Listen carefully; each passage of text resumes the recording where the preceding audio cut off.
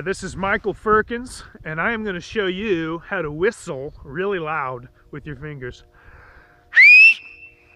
Okay, the mechanics behind this are very simple. There's just a few different things to do. First, take your hand, put your thumb over the pinky and ring finger on both hands. Put the other two fingers together. Put your hands together, the pinkies, crush those together, and then put your pointer or your middle fingers together. You'll notice that it makes a little really acute angle in between the fingers, and that's where the air is going to be blowing to make the whistle sound. So it's important that that's very acute triangle there rather than obtuse. When it gets further and further apart, it can be harder to make the sound. Later on, you can, not have all the techniques right and still get a good sound once you figure out how to do it properly. But to get started, try it this way. Put your hands together like this. Put your bottom lip over your bottom teeth. Doesn't have to be too far or anything, just right there. And what you're going to do is you're going to use your middle fingers to press in on the tip of your tongue and fold it back over your tongue a third of the way to a half of the way. And you can experiment with different things to get it sounding right.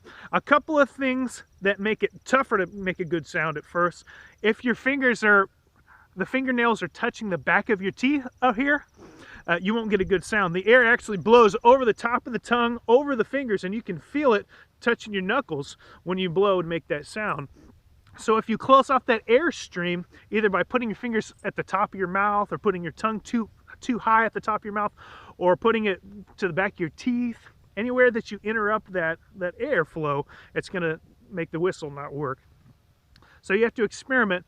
The further away from your teeth, the deeper the sound of the whistle, and the closer it gets to the teeth, the quicker it makes the air flow, and it just makes a higher pitched sound. You can hear how, as I went deeper in my mouth, the pitch went down. So you can experiment with how far back you tuck your tongue against your tongue. Another thing to try, pretend like you're panting like a dog.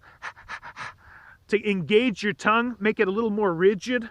If the tongue's too floppy, the air won't have a good place to flow. So make your tongue a little rigid and push the tip of your tongue back against itself. Also, you can try engaging your cheeks. Engage these cheeks up here to bring your jaw. It'll bring your jaw up and bring all these muscles flat. It makes it more likely that you'll get a good whistle. But later on, if you do have a relaxed jaw, like I said, you can still get the sound later on. But these are just things to try. Engage your cheeks, engage your tongue muscle. And experiment with how far back, how far up and down inside of your mouth your fingers are going to be. And a lot of those things will help you out quite a bit.